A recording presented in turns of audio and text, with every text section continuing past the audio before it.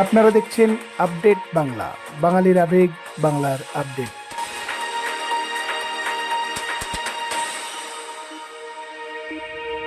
বন্যা পরবর্তী পরিস্থিতি মোকাবিলা করতে বন্যা কবলিত এলাকায় মেগা মেডিকেল ক্যাম্প করল Mahishadal Vidyasagar social welfare society. বুধবার পাঁশকুড়া এবং ডেবরা ব্লকের 3টি এলাকায় এদিন বিনা ব্যয়ে স্বাস্থ্য পরীক্ষা ও প্রয়োজনীয় ওষুধ প্রদান করা হয়। এদিন সকাল থেকে সন্ধে পর্যন্ত 3টি এলাকায় হোমিওপ্যাথি, এলোপ্যাথি এবং ভেটেনারি চিকিৎসা পরিষেবা দেওয়া হয়। এদিন 3টি এলাকায় 1000 পরিবারের প্রায় 3500 মানুষ এবং 300রও বেশি পশু পাখি চিকিৎসা পরিষেবা পায়। সেই সঙ্গে বন্যা পরবর্তী পরিস্থিতিতে রোগ ব্যাধির হাত থেকে বাঁচাতে ব্লিচিং পাউডার, ডেটল, ফিনাইল, সাবান সহ নানান ওষুধ সামগ্রী দেওয়া হয়। মহিষাদল বিদ্যাসাগর ওয়েলফেয়ার সোসাইটি দীর্ঘদিন ধরে মূলত দুস্থ এবং মেধাবী ছাত্রছাত্রীদের বিনা ব্যয়ে নিজস্ব আশ্রমে রেখে পড়াশোনা করানো এবং জীবনে প্রতিষ্ঠিত করার কাজ করে আসছে। বহু ছাত্রছাত্রী এখান থেকে পড়াশোনা করে জীবনে প্রতিষ্ঠিতও হয়েছেন। সেই সকল ছাত্রছাত্রী এবং আবাসিকদের নিয়ে বুধবার সারাদিন ধরে পাঁশকুড়া এবং ডেবরা ব্লকের 3টি এলাকায় চিকিৎসা পরিষেবা দেন।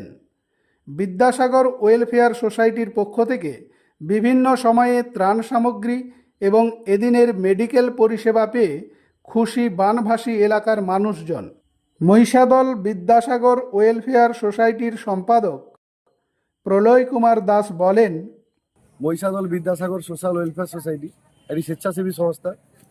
এই সংস্থা মূলত দরিদ্র মেধাবী ছাত্রছাত্রীদের অষ্টম শ্রেণী হইতে পিএইচডি লেভেল পর্যন্ত সমস্ত পড়াশোনার দায়িত্ব নেয় এবং তাদের যতক্ষণ না জীবনে প্রতিষ্ঠিত হয় তাদের পাশে থাকার চেষ্টা করে। এই প্রতিষ্ঠান মূলত সাধারণ মানুষের কাছ থেকে দান সংগ্রহ করে চলে এবং আমাদের একটা আশ্রম বাড়ি তৈরি হওয়ার জন্য জমি আছে, সেটা আমরা ভবিষ্যতে এখানে আশ্রম হবে ছেলেমেয়েরা থাকার জন্য এবং বৃদ্ধাশ্রমও হবে। কিন্তু পাঁশকুড়ার এই বন্যা আমাদের হৃদয়কে টালিয়ে দিয়েছে। আমরা পাঁশকুড়া এবং সেই পার্শ্ববর্তী এলাকা এবং ডেবরার যে বন্যা আমাদের হৃদয়কে টলিয়ে দিয়েছে। তাই আমরা নিজেরা ভাবলাম যে আমরা তো অনেক ভালো আছি, সেই মানুষগুলো কত কষ্টে আছে। তাই আমাদের ছাত্রছাত্রীদের এই পড়াশোনার কিছুটা অর্থ প্রথমে আমরা শুকনো খাওয়ার জল দিতে এসেছিলাম। তখন কিছু মানুষের সঙ্গে কথা বলে অনুভূতি হয়েছিল যে তাদের কিন্তু বন্যা পরবর্তী সময় যে রোগ জ্বালা তা কিন্তু তাদের অনেক বেশি কষ্ট দিচ্ছে। তাই আমরা ভাবি যে আমরা যদি একটু মেডিকেল ক্যাম্প করতে পারি।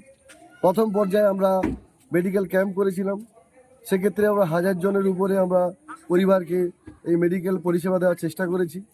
কিন্তু আজ আমরা দ্বিতীয় পর্যায়ে মেডিকেল পরিষেবায় 4টি ক্যাম্প করার কথা ছিল। প্রথম 2টি ক্যাম্প হয়েছে কয়া এবং আরেকটি জায়গায়।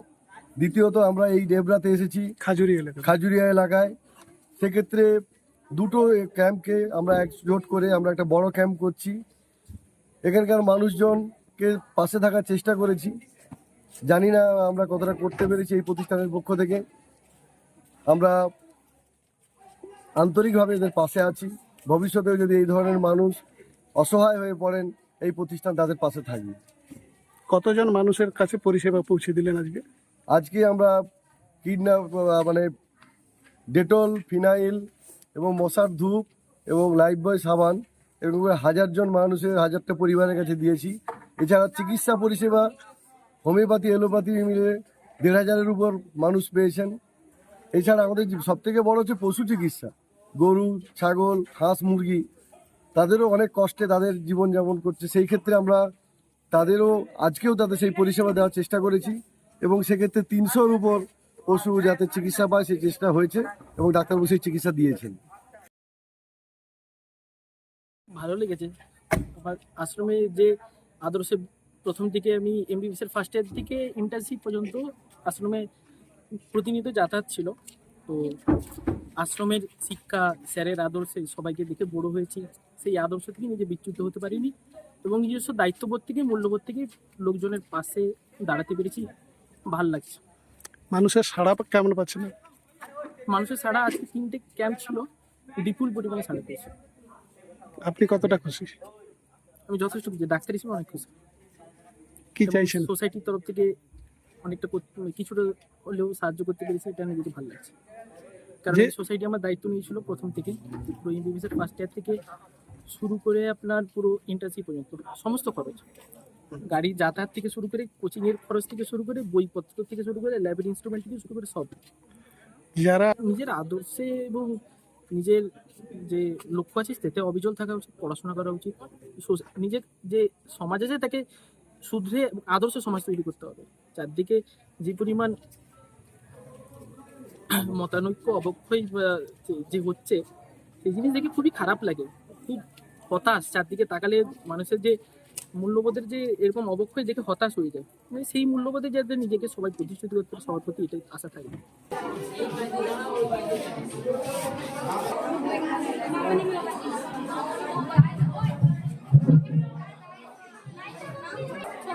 চিকিৎসার জন্য পাশে থাকার জন্য সোসাইটি এসেছে, তাই আপনাদের আন্তরিক সহযোগিতা একান্তভাবে কাম্য। গ্রহণ করুন আর একটু দয়া করে আস্তে আস্তে করুন। আমরা 8টা পর্যন্ত থাকবো, তোমরা ব্যবস্থা করলে।